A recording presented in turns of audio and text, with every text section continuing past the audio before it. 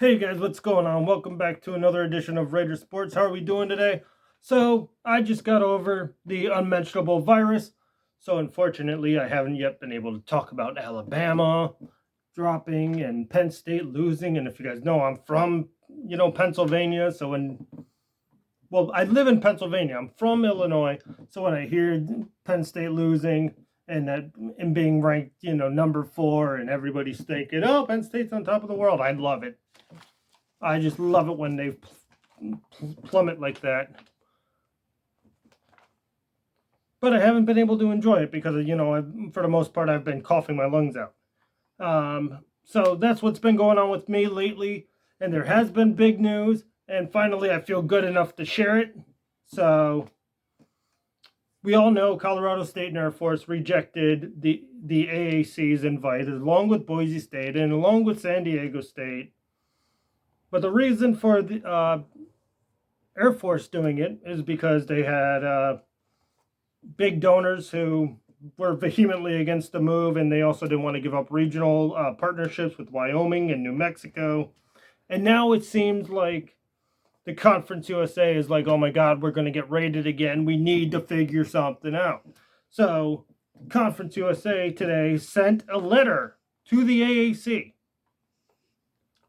requesting a dialogue on conference realignment and regionalization on conference realignment. Let me try to say that again. Conference USA sent a letter to request a dialogue on conference realignment and regionalization. And the AAC sources that have already come out and says that the league has no interest in such a move. Conference USA is fearing that the AAC is just going to pick off its members, leaving them on their own to pick up their own scraps. And Conference USA desperately is trying to get a regionalized new conference model. And there is a projection that goes along with it here. It talks about having 10 teams in an Eastern Conference and 12 teams in a Western Conference amongst teams currently in the AAC and the Conference USA. So kind of a merger, if you will, of two conferences recreating each other. And the East has Middle Tennessee State, Western Kentucky, Marshall, ECU, Charlotte, Old Dominion, Temple, South Florida, Florida Atlantic, and Florida International, with 2 schools that would be added to the east side in kind of an expansion thing. I don't know who you'd grab. Liberty and Army, those would be like the only ones that I could see that would, Liberty and UMass or something along those lines. But those are the only other 2 I can really think of that would make sense in this model if you're going to add 2 teams to the east, which this model calls for.